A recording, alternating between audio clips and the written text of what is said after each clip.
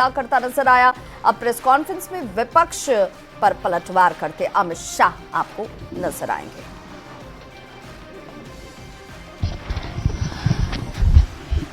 सभी मीडिया के साथियों का आज की इस प्रेस वार्ता में स्वागत है। के मध्य देश के यशस्वी गृह एवं सहकारिता मंत्री श्री अमित शाह जी प्रेस वार्ता को संबोधित करेंगे। इस अवसर पर हम लोगों के मध्य भारतीय जनता पार्टी के यशस्वी अध्यक्ष और एवं देश के स्वास्थ्य मंत्री आदरणीय जगत प्रकाश नड्डा जी हम लोगों के मध्य हैं। संसदीय कार्य मंत्री आदरणीय किरण रिजिजू जी हम लोगों के मध्य हैं। देश के वाणिज्य मंत्री आदरणीय पीयूष गोयल जी हम लोगों के मध्य हैं। सूचना एवं प्रसारण मंत्री आदरणीय अश्विनी वैष्णव जी हम लोगों के मध्य हैं। मैं आदरणीय अमित शाह जी से आग्रह करूंगा कि वो प्रेस को संबोधित करें। मित्रों, आज की प्रेस वार्ता में आप सभी का स्वागत है। विगत सप्ताह में संसद में लोकसभा और विधानसभा, राज्यसभा दोनों जगह संविधान को स्वीकार किए हुए 75 साल के मौके पर संविधान की रचना, संविधान निर्माताओं का योगदान और संविधान में प्रस्तावित किए गए आदर्शों पर एक गौरवमयी चर्चा का आयोजन संसद के द्वारा किया गया। वो चर्चा में 75 साल की देश की गौरव यात्रा, विकास यात्रा और उपलब्धियों की भी चर्चा होनी थी। ये तो स्वाभाविक है कि जब लोकसभा में, राज्यसभा में पक्ष और विपक्ष होते हैं तो हर मुद्दे पर लोगों का नजरिया अलग अलग होता है, दलों का नजरिया अलग अलग होता है, वक्ताओं का नजरिया अलग अलग होता है। मगर संसद जैसे देश के सर्वोच्च लोकतांत्रिक फोरम में जब चर्चा होती है तब इसमें एक बात कॉमन होती है कि बात तथ्य के आधार पर होनी चाहिए और बात सत्य के आधार पर होनी चाहिए। कल से कांग्रेस पार्टी ने जिस तरह से तथ्यों को तोड़ मरोड़ कर रखने का प्रयास किया है, ये अत्यंत निंदनीय है और मैं इसकी निंदा करना चाहता हूं। ये क्यों हुआ? क्योंकि भारतीय जनता पार्टी के वक्ताओं ने संविधान पर, संविधान की रचना के मूल्यों पर और जब जब कांग्रेस या भारतीय जनता पार्टी का शासन रहा तब शासन ने संविधान के मूल्यों का किस तरह से मूल्यांकन किया, संरक्षण किया और संवर्धन किया, इस पर फैक्ट के साथ भारतीय जनता पार्टी के वक्ताओं ने अनेक उदाहरणों के साथ जनता के सामने विषय रखे और उसमें वो तय हो गया कि कांग्रेस पार्टी आंबेडकर जी विरोधी पार्टी है, कांग्रेस पार्टी आरक्षण विरोधी पार्टी है, कांग्रेस पार्टी संविधान विरोधी पार्टी है, कांग्रेस पार्टी ने सावरकर जी का भी अपमान किया, कांग्रेस पार्टी ने आपातकाल डालकर संविधान के सारे मूल्यों की धज्जियां उड़ा दी, नारी सम्मान को भी सालों तक दरकिनार किया, न्यायपालिका का हमेशा अपमान किया, सेना के शहीदों का अपमान किया और भारत की भूमि तक को संविधान तोड़कर विदेशी देशों को देने की हिमाकत कांग्रेस पार्टी के शासन में हुई।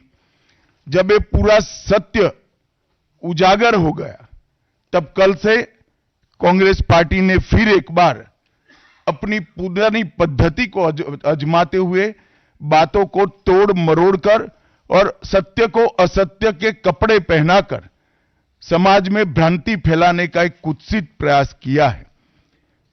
संसद में जब चर्चा हो रही थी, ये सिद्ध हो गया कि बाबा साहेब आंबेडकर का कांग्रेस ने किस तरह से पुरजोश विरोध किया था। बाबा साहब के न रहने के बाद भी किस प्रकार से कांग्रेस ने बाबा साहब को हाशिए पर ढकेलने का प्रयास किया। जब संविधान सभा अपना काम कर चुकी, चुनाव हुआ 1951-52 में और 54 में, दोनों बार कांग्रेस ने बाबा साहब को हराने के लिए कोई कसर नहीं छोड़ी। यहां तक कि फ्रेंडली चुनाव होता है, स्पिरिट वाला चुनाव होता है, ऐसा चुनाव भी नहीं था। विशेष प्रयास किया गया और वो उनकी हार को सुनिश्चित किया गया। जहां तक भारत रत्न देने का सवाल है, कांग्रेस के नेताओं ने कई बार खुद ही अपने आप को भारत रत्न दिए हैं। 55 में नेहरू जी ने खुद को भारत रत्न दे दिया, 71 में इंदिरा जी ने खुद को भारत रत्न दे दिया और 1990 में बाबा साहब को भारत रत्न तब मिला जब कांग्रेस पार्टी सत्ता में नहीं रही और भारतीय जनता पार्टी के समर्थन वाली सरकार थी। 1990 तक कांग्रेस पार्टी बाबा साहब को भारत रत्न न मिले इसका बड़े जतन से प्रयास करती रही, यहां तक कि बाबा साहब की जयंती को भी, 100वीं जयंती को भी मनाने का मना ही कर दिया गया। नेहरू जी की अंबेडकर जी के प्रति नफरत जग जाहिर है। नेहरू जी की खुद की किताब selected works of Jawaharlal Nehru second series volume 16, इसके भाग 2 की पृष्ठ संख्या 532 पर एक पत्र का उल्लेख है। जब बीसी राव ने नेहरू जी को पत्र लिखकर कहा कि अंबेडकर जी मंत्रिमंडल से इस्तीफा देकर जाने का मन बना रहे हैं, तब नेहरू जी का एक जवाब था, अंबेडकर के जाने से मंत्रिमंडल में कोई फर्क नहीं पड़ने वाला है। अंबेडकर जी के महान योगदान का मूल्यांकन जवाहरलाल जी किस तरह से करते थे, इससे बड़ा कोई उदाहरण नहीं हो सकता। जब पंडित जी की एक और किताब को पढ़ते हैं, लेटर टू चीफ मिनिस्टर में एक उल्लेख है, बंबई के मेयर ने एक पत्र में बाबा साहब के अंबेडकर के जन्मस्थान मऊ में उनका स्मारक बनाना चाहिए, ऐसा सुझाव दिया। 18 जून 1959 को पंडित जी ने कहा, सरकार के लिए स्मारक स्थापित करना बिल्कुल सामान्य बात नहीं होगी, आमतौर पर स्मारक निजी पहल से किया जाता है। अपने परिवार के चाहे कोई भी सदस्य हो, नेहरू जी हो, इंदिरा जी हो, संजय गांधी हो, राजीव गांधी हो, कई सारे लोगों के लाखों स्मारक देश के अंदर बनाने वाले परिवार के मुखिया कहते हैं कि आमतौर पर निजी पहल पर स्मारक बनाया जाता है, क्योंकि ये स्मारक B.R. आम्बेडकर जी का था। मित्रों, जब एक दूसरा उदाहरण मैं देना चाहता हूं, एक सर्वदलीय मंत्रिमंडल, पहली देश की कैबिनेट बनी जिसमें बाबा साहेब आम्बेडकर भी सदस्य थे, नेहरू जी प्रधानमंत्री थे। नेहरू जी की किताब selected works of Jawaharlal Nehru में एक और उल्लेख आता है, नेहरू जी के आश्वासन के बावजूद आम्बेडकर जी को कोई महत्वपूर्ण विभाग नहीं दिया गया और ये स्पष्ट इसके अंदर उल्लेख है कि सरकार की नीतियों, विशेषकर विदेश, रक्षा और अनुसूचित जाति और जनजाति से जुड़ी हुई नीतियां और 370 के खिलाफ आम्बेडकर जी थे।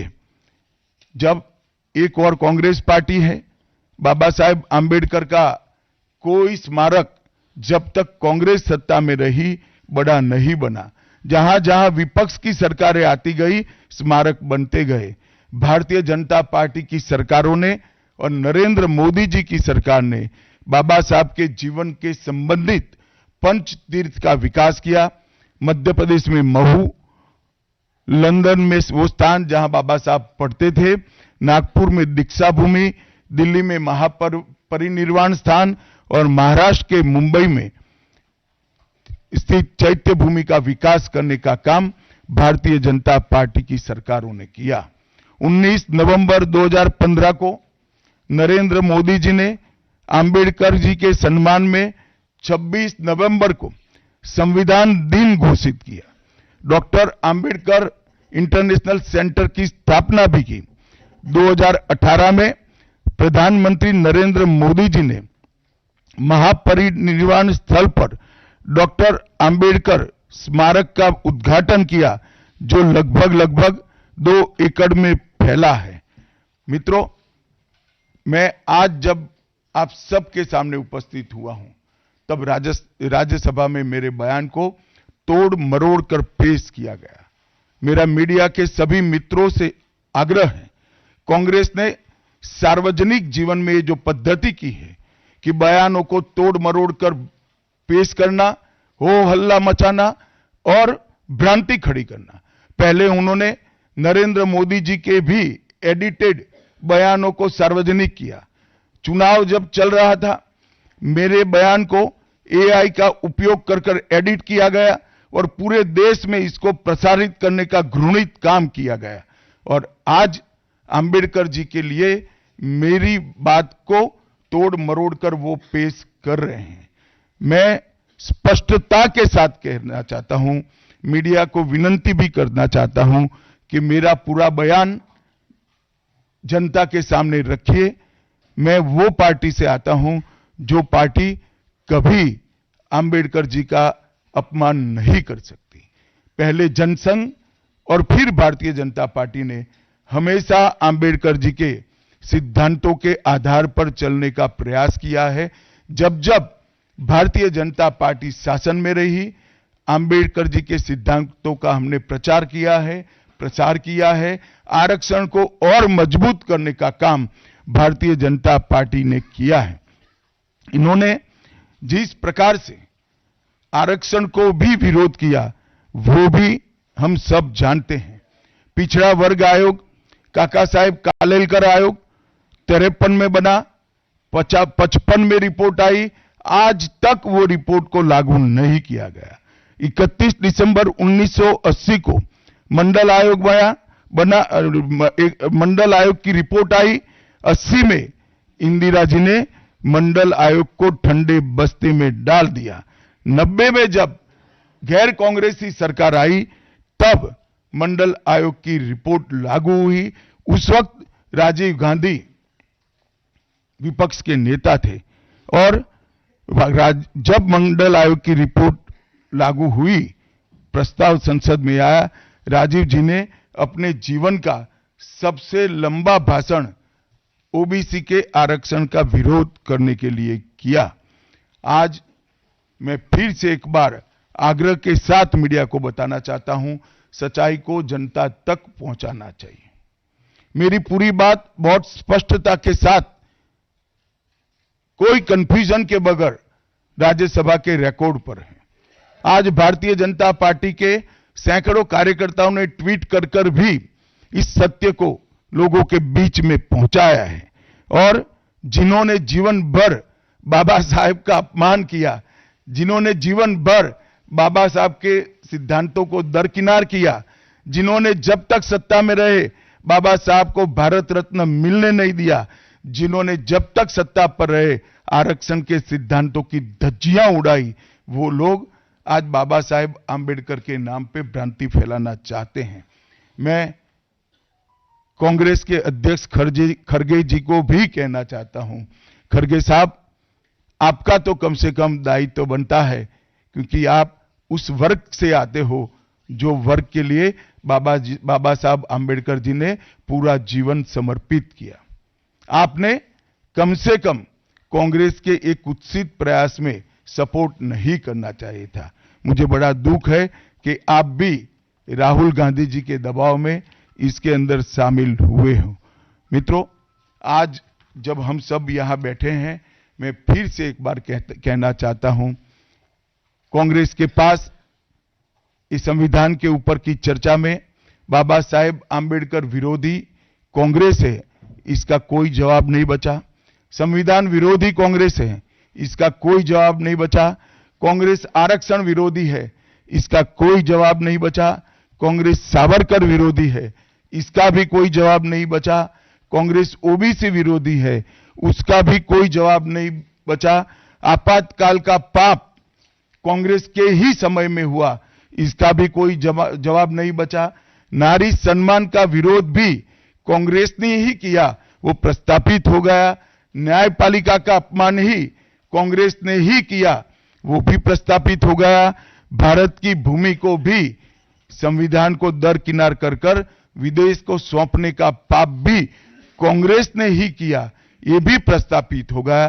तब फिर से एक बार चिर परिचित अपनी पुरानी नीति पर कांग्रेस आई है और उन्होंने मेरे बयान को तोड़ मरोड़ कर आधा ही दिखाकर जनता के सामने रखना और भ्रांति फैलाने का प्रयास किया है। कृपया मेरा पूरा बयान आप सभी लोग जनता तक पहुंचाइए, तो दूध का दूध और पानी का पानी हो जाएगा। मैं उस पार्टी से आता हूं, उस संस्कृति से आता हूं, जो स्वप्न में भी बाबा साहब के विचारों का या बाबा साहब के स्वयं का अपमान नहीं कर सकते।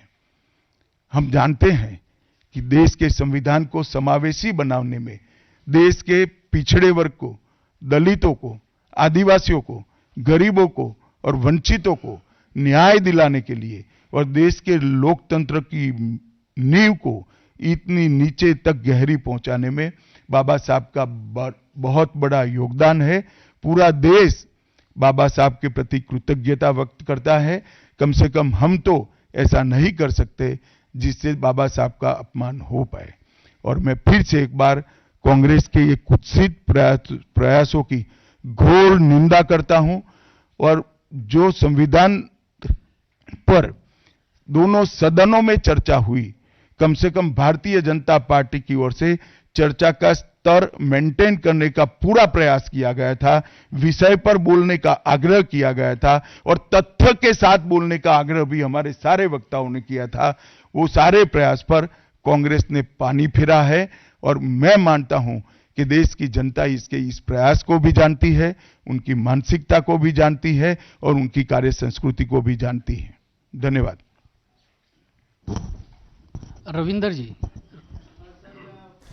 तो अभी आप गृह मंत्री अमित शाह को सुन रहे थे, प्रेस कॉन्फ्रेंस उनकी लाइव चल रही है और देखिए उन्होंने बताया, एक बार फिर से अपनी बातों को दोहराया है। कल भी राज्यसभा में जब संविधान पर चर्चा हो रही थी तो कई आरोप उन्होंने कांग्रेस पर लगाए थे और एक बार फिर से उन्होंने आरोप लगाया, कहा कांग्रेस आरक्षण विरोधी है। अमित शाह की बड़ी बातें क्या कुछ रही आपको बता रहे हैं। कांग्रेस अंबेडकर विरोधी है, ये भी उन्होंने कांग्रेस पर आरोप लगाया है। नेहरू जी ने खुद को भारत रत्न दिया, ये बड़ा आरोप अमित शाह की तरफ से लगाया गया है।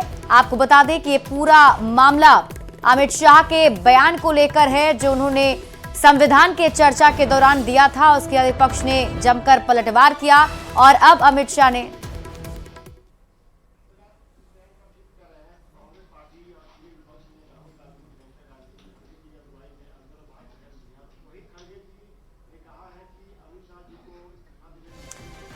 तो प्रेस कॉन्फ्रेंस ये लाइव चल रही है। केंद्रीय गृह मंत्री अमित शाह इस्तीफा मांग रहे हैं। इनको आनंद होता है तो शायद मैं दे भी दूं, मगर इससे इनकी समस्या का अंत नहीं है। अभी 15 साल तक कम से कम उनको वही जगह पे बैठना है जहां वो बैठे हैं। खरगे साहब, मेरे इस्तीफे से आपकी दाल नहीं गलने वाली है। Neeraj ji, ABP news.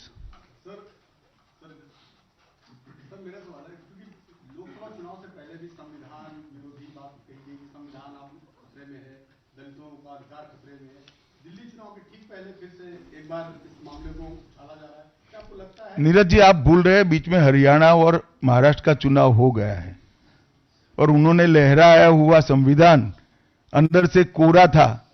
संविधान प्रेम इनका कितना खोखला है वो एक्सपोज हो चुके हैं। एक झूठ बार बार नहीं चल सकता है, अंततोगत्वा सत्य जनता तक पहुंचता ही है। ऐश्वर्या पालीवाल, आज तक।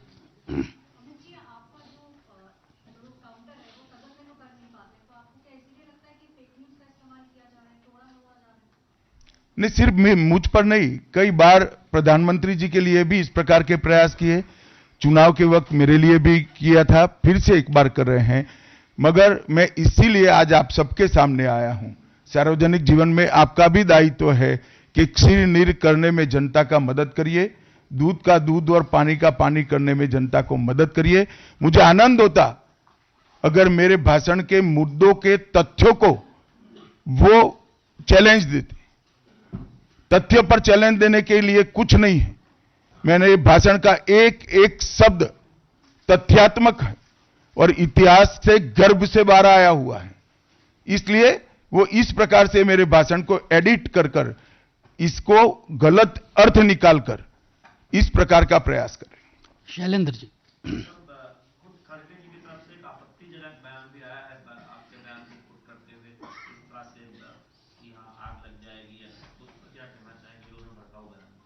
मुझे लगता है आप मेरी प्रेस को अच्छे से कवर करिए, कुछ नहीं होगा। प्रज्ञा कौशिक।